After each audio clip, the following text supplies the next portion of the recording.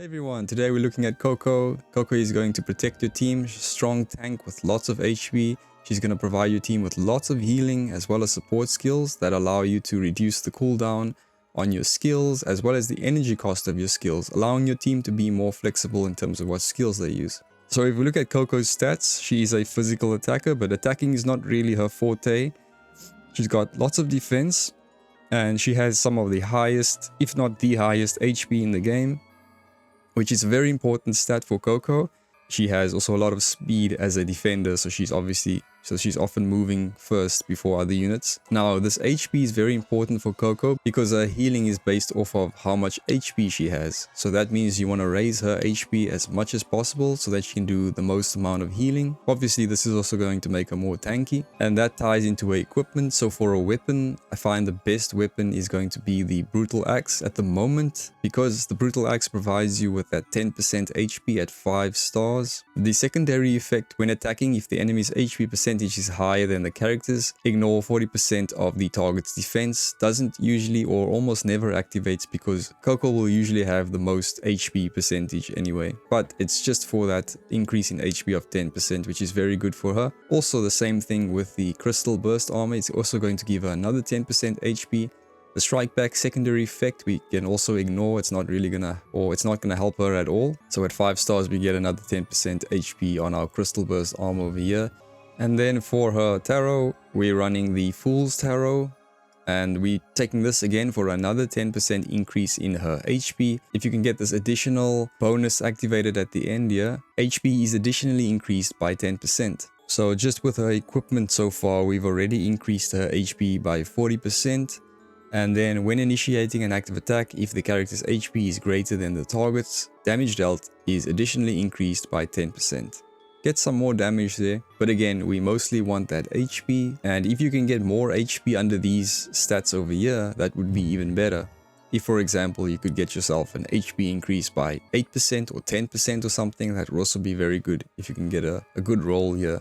So that's the build I'm using in order to get her HP as much as possible. That's going to increase her tankiness as well as the healing she's going to provide to the team. And then just to have an idea of what Coco's strengths are, I'll go into more detail for this later in the video. You can see she's focused more on support and tankiness. That's what she's built for. She's not really built for any kind of damage, and she's not the most mobile, but really she wants to focus on those two. And because her 5 stars is such a massive jump, I've ranked her a little bit high on the resource investment, because she is quite hungry for investment there, because she goes from 30% chance for happiness to 100% chance of happiness at 5 stars, that big jump. So let's take a look at Coco's trait. If we go to 1-star Coco, Coco possesses block when taking physical attacks from front or side, has 50% chance to face the attacker and reduce damage by 20%. So she possesses this, which just helps her with her tankiness. At the start of each round, she grants breakfast to the ally with the lowest HP percentage within 2 tiles of herself. After a breakfast or bento effect is triggered, the target has 30% chance to gain happiness. So when she gives a breakfast or when she gives a lunch to one of her allies, then you have this 30% chance of activating happiness. So firstly, what is breakfast? Breakfast is just a buff that at the start of the turn, you recover 15% of your HP and you dispel 1 debuff. So she's going to give this nice buff to her allies. And then bento is the same thing, it's just better. At the start of the turn, recover 25% HP and dispel 2 debuffs.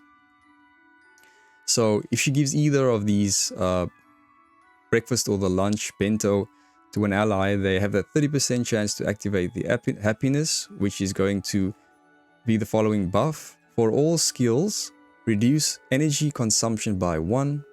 After use, cooldown is reduced by 1 turn and removed after any action is taken. So it just activates for 1 turn, but this is very powerful. This is what Coco is sort of centered around, allowing her allies who don't have enough energy to use skills that they otherwise couldn't have used. And this helps the team be flexible in terms of what skills they can bring and what they're going to use. Also, reducing the cooldown of skills by 1 turn. So if a skill, for example, has a 1-turn cooldown, they can use that skill every turn without having to wait a turn, for example. And this works on Coco as well. You'll notice some of her skills she can use turn after turn, and that's because she gets this happiness effect. At rank 2, Coco is going to increase her HP by 10%, so we're up to 50% now. At rank 2, Coco is going to increase her HP by 10%. At rank 3, she grants breakfast to 2 allies instead of 1, with the lowest HP percentage within 2 tiles of herself. At rank 4, she's going to increase her HP by 20%. And at rank 5, this is the big jump for Coco, a very big jump. So whenever she gives that breakfast or that bento lunch to anyone, that 30% chance to trigger happiness now increases to 100%. So every turn she's going to give that happiness effect, which is going to reduce the cooldowns by 1 turn and reduce the energy cost by 1. So it's a massive jump for Coco, and this is what makes her kind of expensive, because she really comes online at 5 stars. But I mean, before 5 stars, she's still very good. Next, if we go to our skill selection, so here are the skills I would recommend, and I'll show you some of my mistakes as well that I made. So when choosing skills, let's go to the first one on the left here. When choosing skills for Coco, again, we want to increase her HP as much as possible.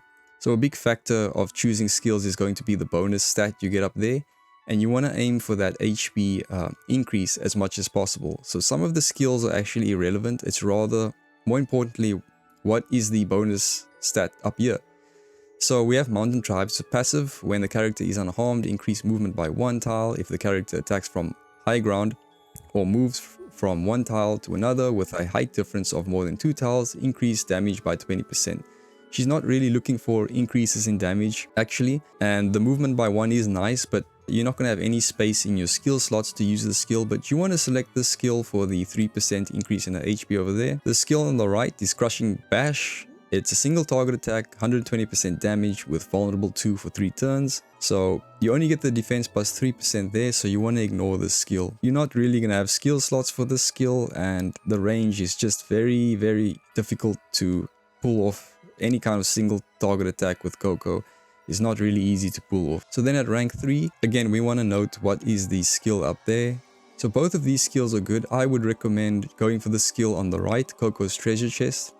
You get 3% HP there. This is also going to be a decision skill, so you get 3 skills in 1 for this skill. You get the Springy Bandage, which is an instant, so a free skill. Heals ally for 25% of the caster's HP.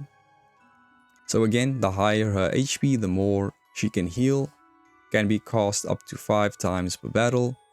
So you'll usually have more than enough of these. And then we have another skill called Ancient Potion. Skill heals an ally for 45% of Coco's HP and restores 1 energy. Can be cast up to 3 times per battle.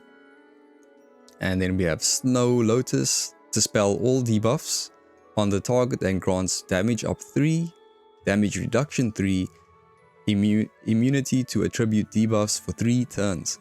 Can be cast up to 3 times per battle. Hallucinogenic Mushroom deals piercing damage equal to 30% of the target's HP and inflicts sleep, lasting for 1 turn. Afterward, inflict 2 stacks of infection. Can be cast up to 3 times per battle. She does have a damaging skill in her kit. This skill does surprisingly quite a lot of damage for a tank or healer because it's based off of the target's HP. So she does have some sort of damage in her kit, and I like the skill as well. So you get these 4 skills in 1. That's why this is a must pick. You also get the HP there. If you want to go ahead and Castalia this, if you have the Castalia, it's not a bad skill to take, because whenever she uses a block, the damage is reduced by 15%. If Coco is not in a dying state, she will perform assisting cover to all other allies within 2 tiles. So the assisting cover is why I would Castalia this skill, because assisting cover is a very strong skill that can keep your teammates alive in all sorts of content or bosses as well. So yeah, good skill to have on her as well. Then at rank 5 on the left, we can reduce range damage by 25%. On the right, we have Stay Strong. After being hit by a single target attack, heals the character and 1 other ally with the lowest HP percentage within 2 tiles around the character for 12% of Coco's HP. can be activated up to 2 times per turn. This tells us that you want to keep allies within 2 tiles of Coco, and then she'll be able to sustain them much more. But this is the skill I would recommend. It's good to keep Coco healed up as well as her allies. At rank 7 on the left, we get that 3% HP over there. Block enhancement when receiving ranged physical attacks from front or side. There's a 100% chance to trigger block. Block decreases damage by 10%. So it's a nice skill, but there's not enough really skill slots to put the skill in. The skill on the right is going to be her leadership aura. It's just a regular leadership aura, the flag of Velda. For all Velda allies in battle, increase attack by 10% and defense by 20%.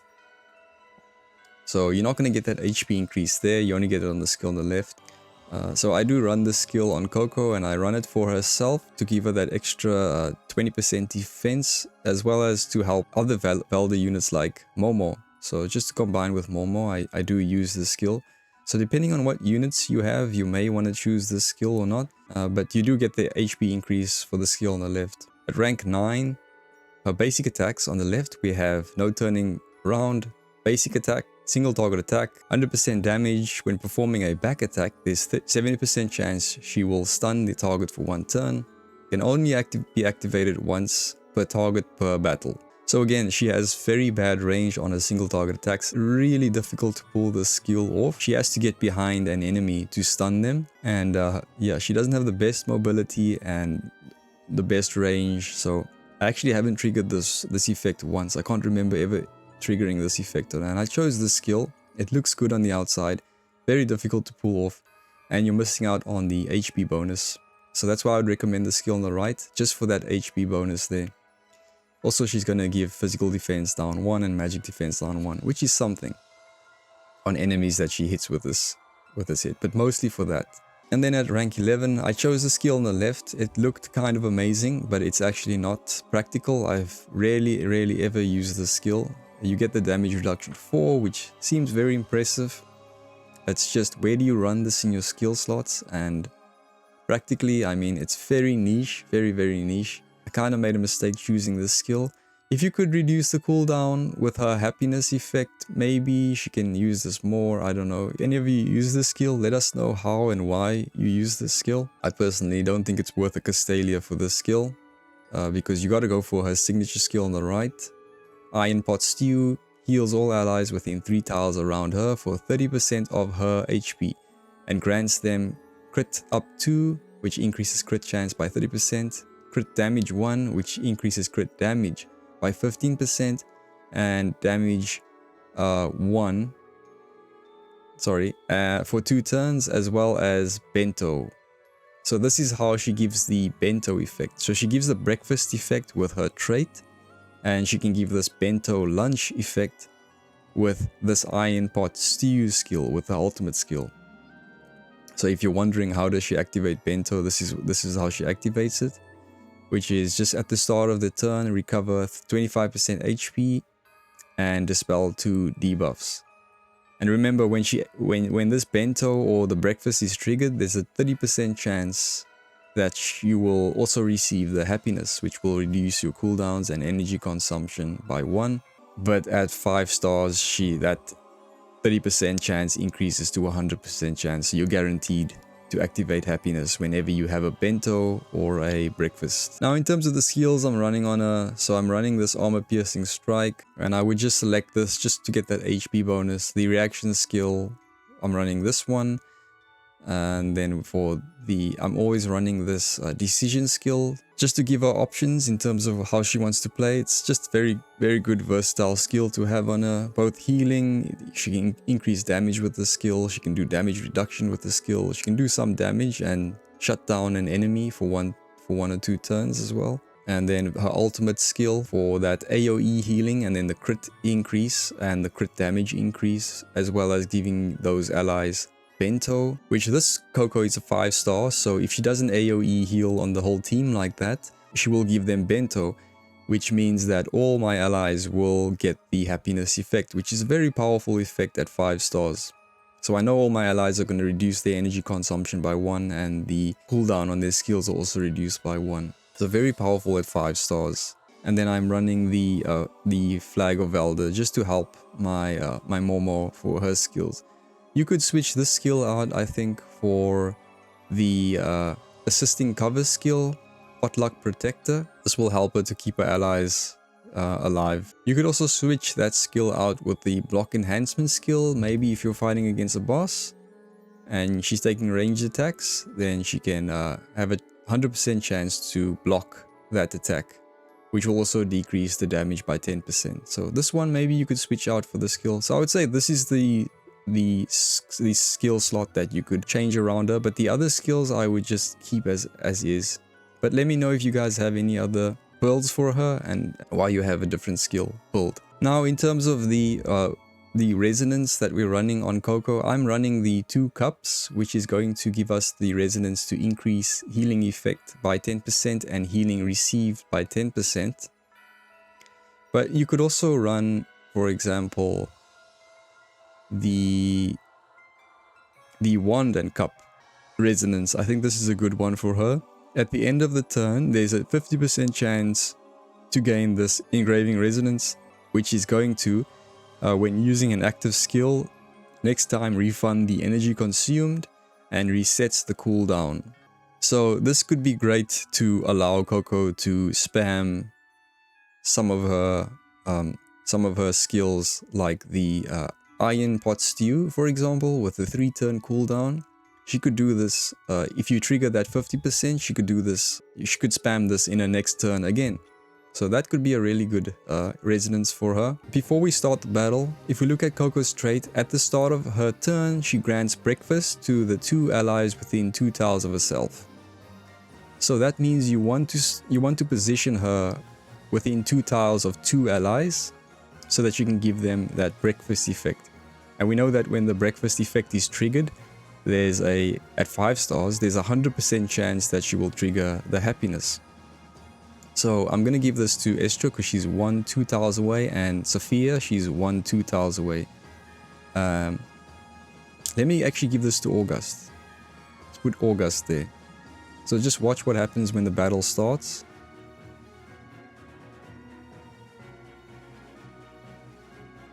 So you see she gave them the 2 eggs above their heads. So she gave them the breakfast effect for Estra and for August. So Estra has the breakfast effect, which is going to, at the start of the turn, recover 15% HP and dispel 1 debuff. Also, when this effect is triggered, there's a 100% chance it's going to trigger happiness. And August as well has also got the breakfast. These 2 didn't get it. So if I just end our turn here,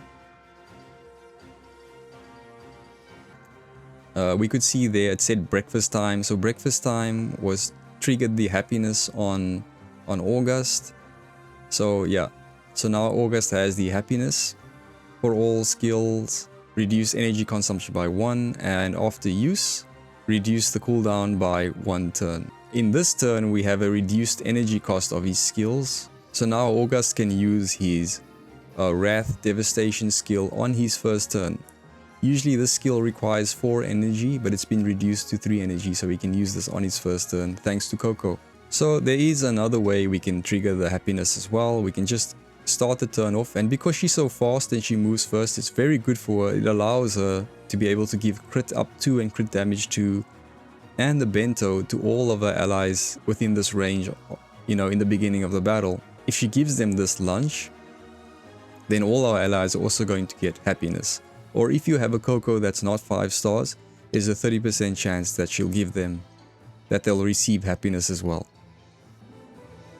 So everybody got a bento. It's not the egg above their heads, it's just a lunch meal above their heads. But so now everybody has this bento effect, which is just a better version of the breakfast effect. And so now everybody has, all their skills, energy consumption has gone down by 1. As we can see, Tristan also has the happiness now. So this is how she changes your whole team dynamic, changes the whole way that your team is going to play and how they can play. She does more than just healing, she really makes your team go into a different kind of mode. And if I just go back to August, So usually this Wrath Devastation skill, for example. So you can see usually Wrath Devastation would have a 3-turn cooldown, but she's reduced the cooldown of his Wrath Devastation as well. With the green, it's indicating to us it's been reduced.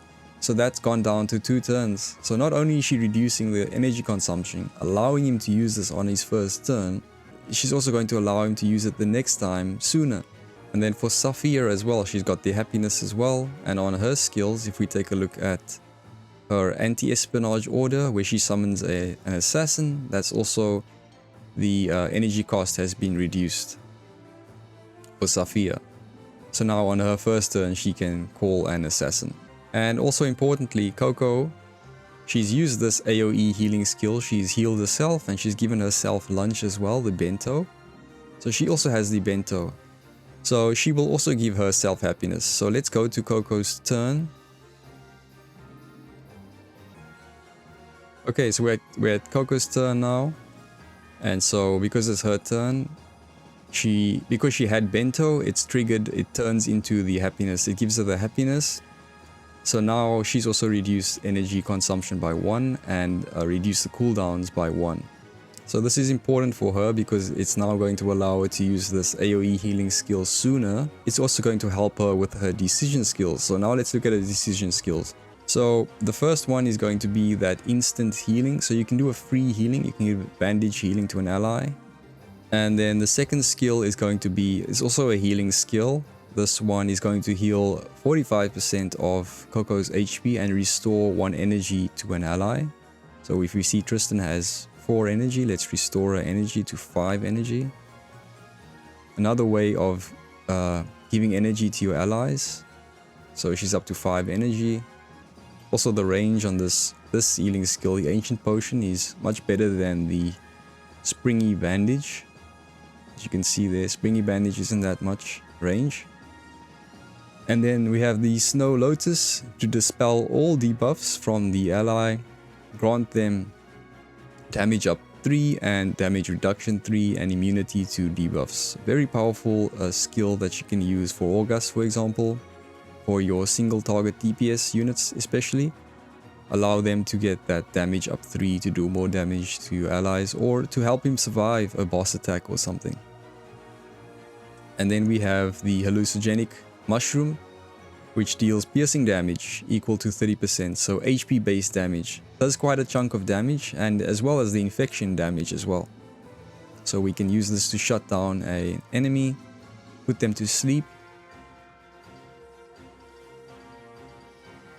and he's put to sleep. It's good for allies that are really tanky as well. So you can see we're doing a lot of damage to that tank. Piercing damage, so we're ignoring his shields. Put him to sleep as well. So yeah, she can do a decent amount of damage with that skill. So there she took an attack from the front and then she heals. That's because of her reaction. She can do it up to 2 times. She did twice, 2 times per turn. And then she gets that regen as well there. So a lot of sustain in Coco's kit.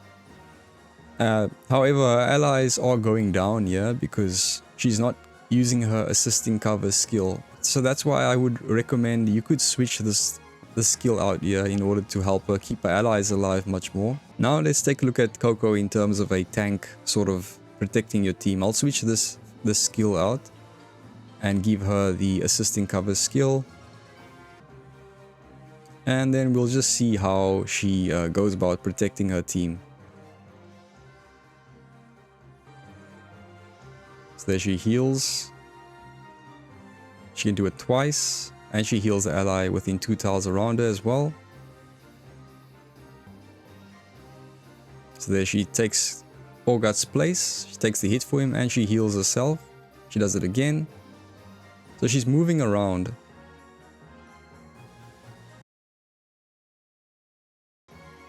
So you can see she's moved from this tile to this tile to this tile.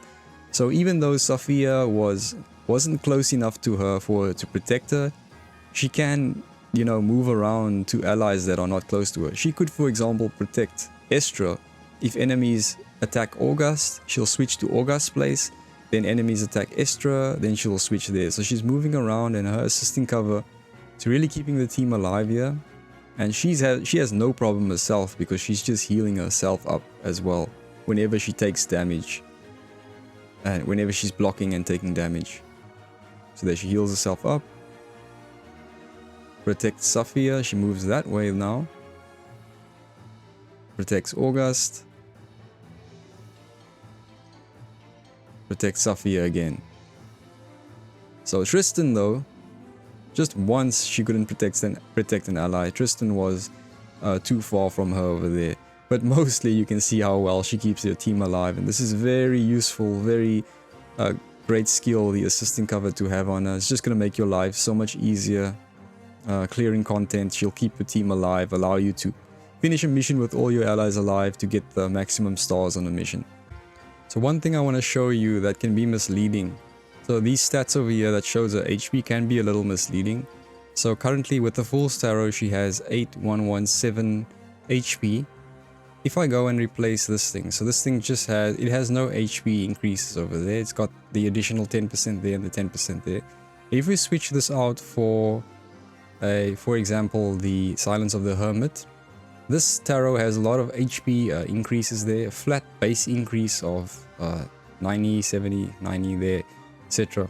If we replace it with this tarot, HP has gone up from 8100 to 8700 roundabout.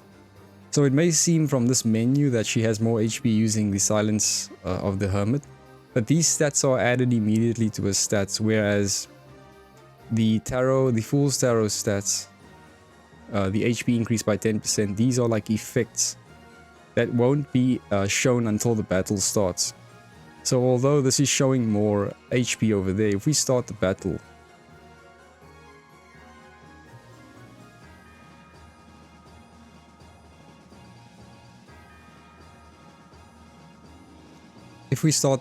we'll see that Coco has a total of about 12,200 HP, 12,216. If we do her AoE healing, which is all of her healing is based off of her HP, we'll see how much she heals now. She does about 4,000 on average to her allies, healing about 4,000 HP. Now if we switch back to the Fool's Tarot, remember the Silence of the Hermit is showing 8,700 HP there. If I switch back to the Fool's Tarot, it shows 8,100, so it's gone down there in the menu. But if we actually start the battle,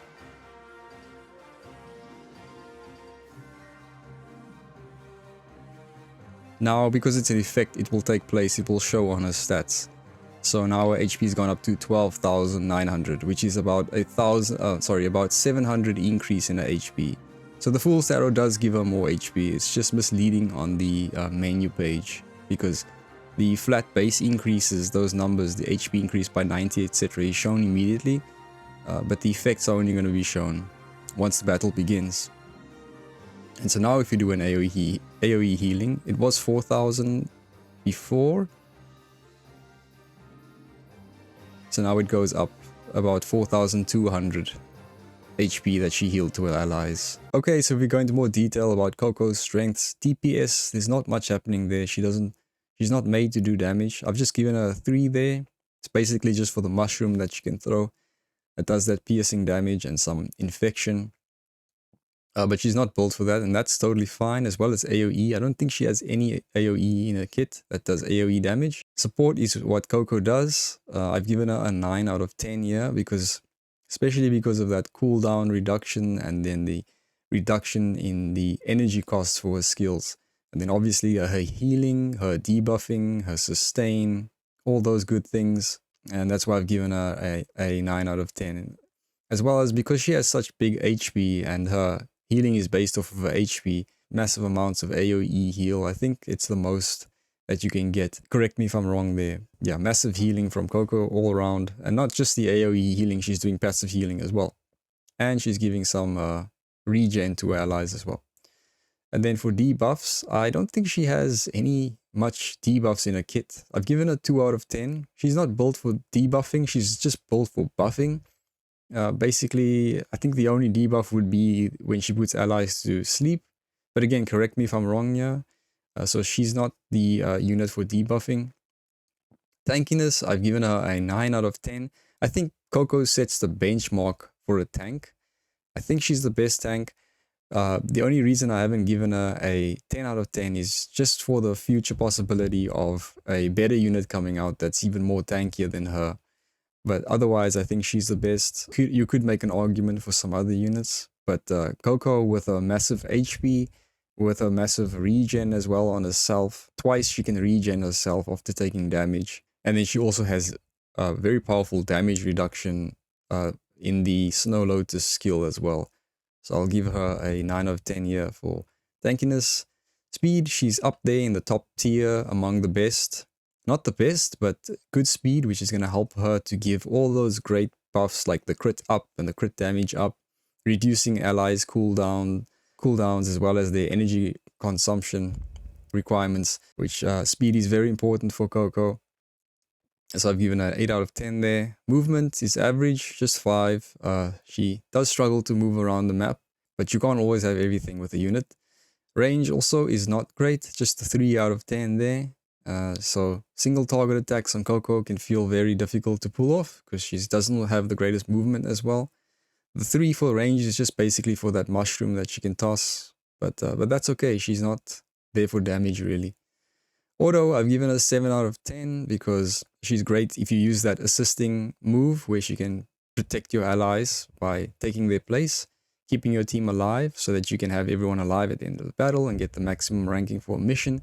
So I've given her 7 out of 10 there, but usually you want to have offensive units in an auto team, but sometimes you want to have someone who can keep your allies alive as well. Coco is good for that, solid 7. Team player, she's a team player as a support unit. She is there for the team, healing them, buffing them. Very good team player. Could argue that maybe you should get a 9 out of 10, but I think 8 is a solid number for her as well. Resource investment, the reason I've given her 8 out of 10 for resource investment is because she is hungry for that 5 stars. It can be difficult. It is difficult to get Coco all the way to 5 stars because that's where she really becomes quite powerful. Not just for herself, but for the whole team.